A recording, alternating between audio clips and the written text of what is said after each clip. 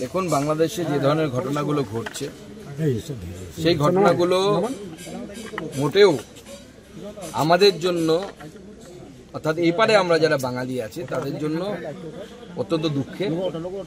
ভারতীয় হিসেবে, ভারতীয় হিন্দু হিসেবে আমরা অত্যন্ত কনসার্ন আছি, আমরা অত্যন্ত চিন্তিত আছি। যেভাবে হিন্দুদের উপরে ওখানে আক্রমণ হচ্ছে, এই আক্রমণ মানবতা বিরোধী। মানবতায় এই ধরনের ঘটনা কোনোভাবেই মেনে নেওয়া যায় না। আমরা বারবার দলীয় তরফে বাংলাদেশের সরকারের কাছে অনুরোধ করেছি যে বাংলাদেশের সংখ্যালঘু হিন্দু সম্প্রদায়ের উপরে এবং অন্যান্য যারা সংখ্যালঘু সম্প্রদায় আছে, বৌদ্ধ থেকে শুরু করে, শিখ থেকে শুরু করে যৎসামান্য যারা আছে, খ্রিস্টান আছে কিছু, তাদের উপরে যেন আক্রমণ না হয়। বাংলাদেশের আক্রান্ত ভারতীয় যুবক কোনো রকমের প্রাণ বাঁচিয়ে ভারতে এসে হাইকমিশনে একটা লিখিত অভিযোগ জানিয়েছে বেলঘরিয়ার বাসিন্দা সায়ন ঘোষ। হ্যাঁ, আমরাও দেখেছি মিডিয়ার মাধ্যমে যে বেলঘরিয়ার বাসিন্দা একজন, সে বাংলাদেশে গেছিল, কিন্তু বাংলাদেশে তার উপরেও হামলা হয়। এটা কিন্তু ইন্টারন্যাশনাল নিয়মের পরিপন্থী।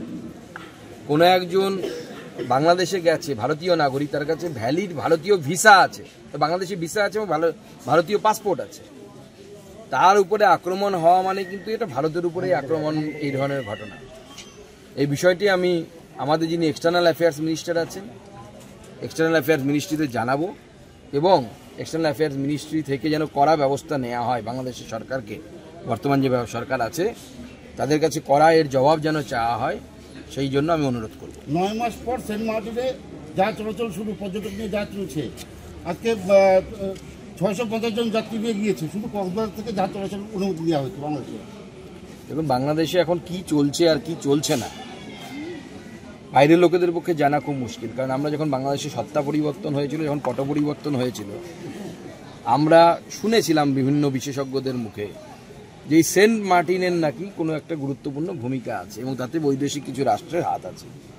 এবার সেই সেন্ট মার্টিন এতদিন কেন চলাচল বন্ধ থাকলো, সেন্ট মার্টিনে কি হয়েছে, এই 6 মাস বা 9 মাস যে বন্ধ থাকলো, এই গোপনীয় কি এমন ঘটলো, এই বিষয়গুলো আন্তর্জাতিক মহল আজ না হয় কাল জানবে। এবং সেন্ট মার্টিনের পাশ দিয়ে আপনারা জানেন যে বিখ্যাত, মানে আমাদের খুব প্রচলিত একটি সি রুট আছে, যার মধ্য দিয়ে গোটা বিশ্বের বিভিন্ন কার্গো যায়, অর্থাৎ পণ্য পরিবাহী জাহাজ যায়।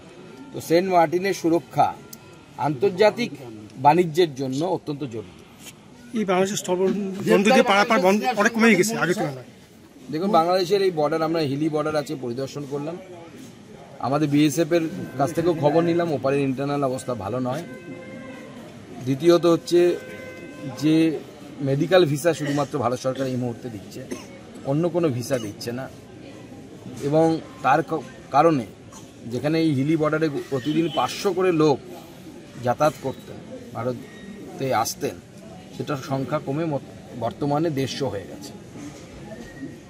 গ্রেপ্তার বাংলাদেশের সিনিয়র সাংবাদিক মুন্নি সাহা, এই যে সাংবাদিকদের গ্রেপ্তার করে বাংলাদেশে ফৌজদারি দণ্ডবিধি। দেখুন, বাংলাদেশ যে পথে চলছে, এই পথে চললে পরে এরকমই হবে, সাংবাদিক থেকে শুরু করে সন্ন্যাসী কেউ বাদ যাবে না এবং এই পথ শেষে ধ্বংসের দিকে যায়।